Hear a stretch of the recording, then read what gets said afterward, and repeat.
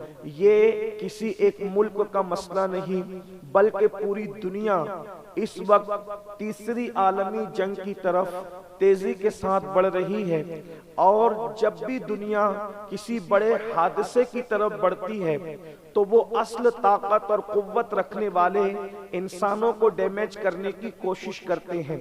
مثال کے طور پر پہلی عالمی جنگ کو لے لیں، دوسری عالمی جنگ کو لے لیں۔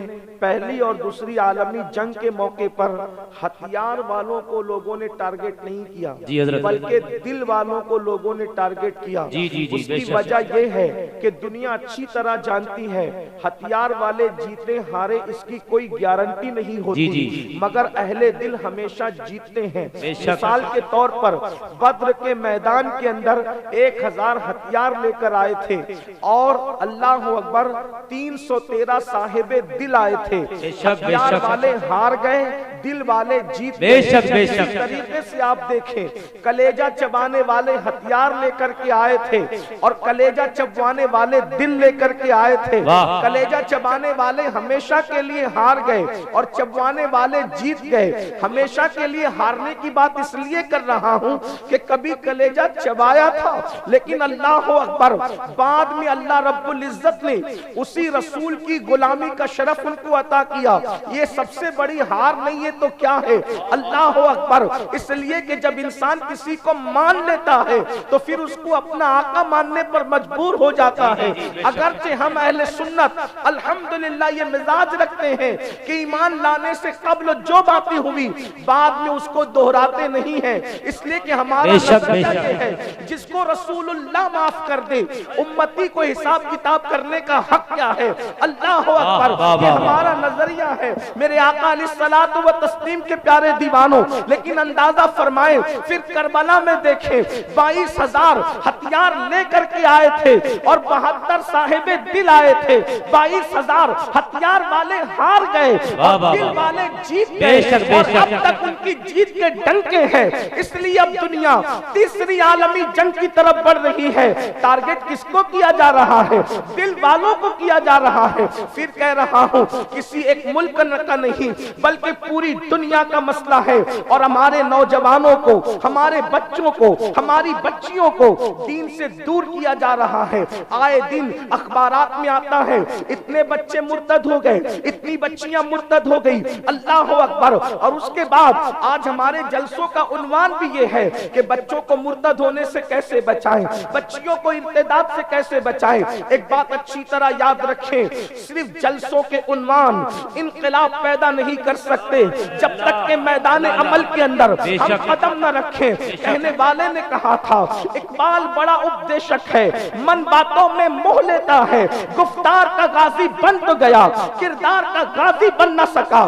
یاد رکھنا جب تک کہ میدان عمل میں ہم قدم نہ رکھیں گے اس وقت تک فتنہ ارتداد کا مقابلہ نہیں کر سکتے، اور فتنہ ارتداد کا مقابلہ کرنے کے لیے اللہ اکبر بہت زیادہ محنت کی ضرورت نہیں ہے بلکہ صرف 3 باتوں پر ہمیں محنت کرنی ہوگی۔ اگر ہم نے 3 باتوں پر محنت کی، ہم صرف ارتداد پر بند نہیں باندھیں گے انشاءاللہ، اللہ اکبر، بلکہ جو لوگ ارتداد کا فتنہ پھیلا رہے ہیں وہ لوگ خود اسلام کے دامن میں پناہ لینے پہ مجبور ہو جائیں گے۔ لیکن اللہ جذباتی باتیں کرنے سے، درد بری باتیں کرنے سے مسائل کا حل نہیں ہوتا۔ آئیے ہمیں کرنا کیا ہے؟ اللہ اکبر۔ میں وہی باتیں کہوں گا جو آج سے 1450 سال پہلے میرے اور تمہارے سچے نبی نے فرمایا تھا۔ اللہ کے رسول صلی اللہ علیہ وآلہ وسلم نے فرمایا اپنی اولاد کو 3 باتیں سکھاؤ۔ اللہ اکبر۔ اپنی اولاد کو 3 باتیں سکھاؤ۔ اللہ ارتداد سے بچانا ہے، جرائم سے بچانا ہے، فتنوں سے بچانا ہے، گناہوں سے بچانا ہے۔ اللہ اکبر۔ اولاد کو معزز بنانا ہے، عزت دار بنانا ہے۔ 3 باتیں سکھاؤ، لوگوں کے کندھے سے کندھا ملانے کی حیثیت پیدا کرنا ہے۔ 3 باتیں سکھاؤ۔ وہ 3 باتیں کیا ہے؟ سب سے پہلی چیز اللہ کے رسول صلی اللہ علیہ وآلہ وسلم نے فرمایا اپنی اولاد کو اپنے نبی کی محبت سکھاؤ، بے شک سبحان اللہ سبحان اللہ، عشق مصطفیٰ سکھاؤ۔ اللہ اکبر۔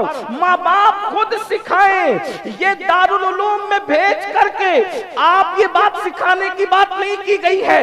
دارالعلوم تو علم علم سکھائے گا، عشق کو 4 چاند لگائے گا، یہ ذمہ داری ماں باپ کی ہے۔ اللہ اکبر، ماں باپ عشق مصطفیٰ کو سکھائیں، ماں باپ محبت رسول کو سکھائیں، اور صرف سکھائیں نہیں بلکہ عشق کو پلا دو۔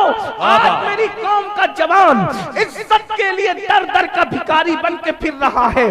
ہم نے کہا عشق مصطفیٰ وہ ہے، سیاسی لیڈر کیا، مالدار کیا، پڑھے لکھے کیا، ارے عشق وہ ہے جو نکیرین سے تعظیم کروا لیتا ہے۔ یہ دنیا کا انسان کیا چیز ہے؟ میرے امام کہتے ہیں نکیرین کرتے ہیں تعظیم میری، فدا ہو کے تجھ پہ یہ عزت۔ بابا نعرہ تکبیر، نعرہ رسالہ، مذہب اسلام، مسلک اعلیٰ حضرت حضور سید امیر القادری صاحب قبلہ۔ جب عشق مصطفیٰ سے نکیرین تعظیم کرتے ہیں، جب عشق مصطفیٰ سے نکیرین تعظیم کرتے ہیں تو دنیا کے انسان کی حیثیت کیا ہے؟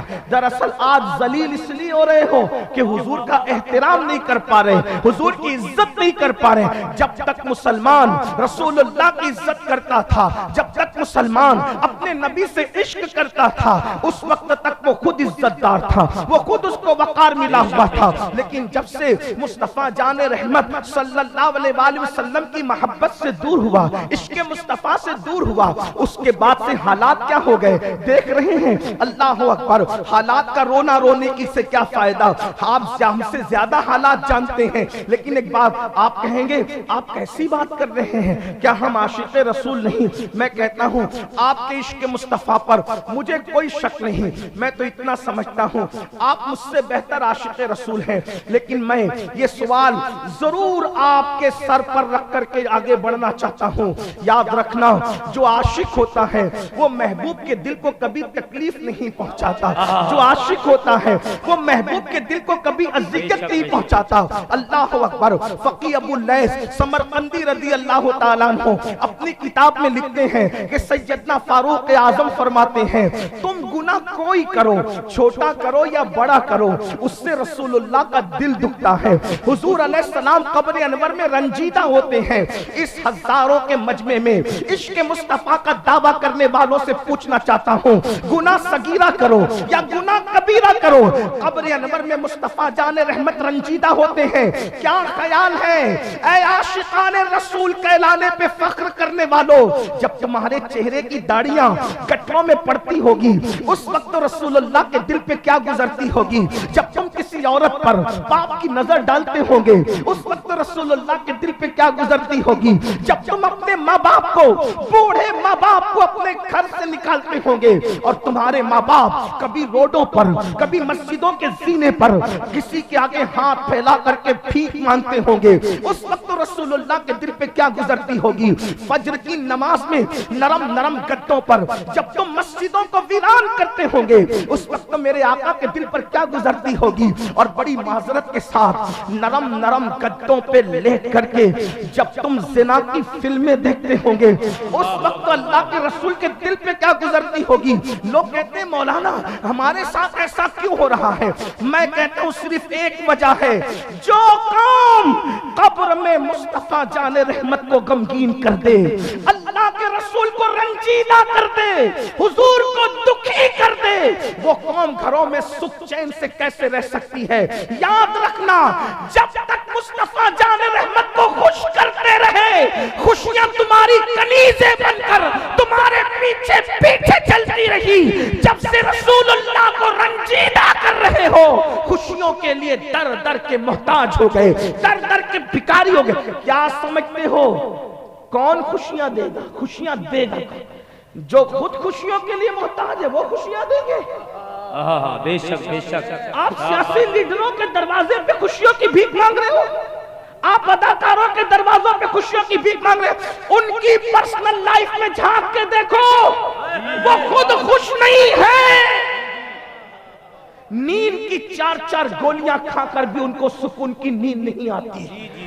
جو اپنی سکون کی نیند نہ لا سکے وہ تمہیں کیا خوشیاں دیں گے؟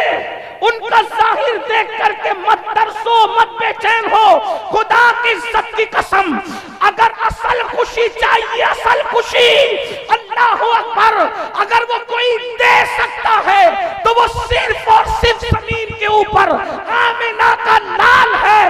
میرے امام کہتے ہیں جس کی تسکین سے روتے ہوئے ہنس پڑے اس تبسم کی عادت پہ لاکھوں زندہ باد زندہ باد ماشاءاللہ۔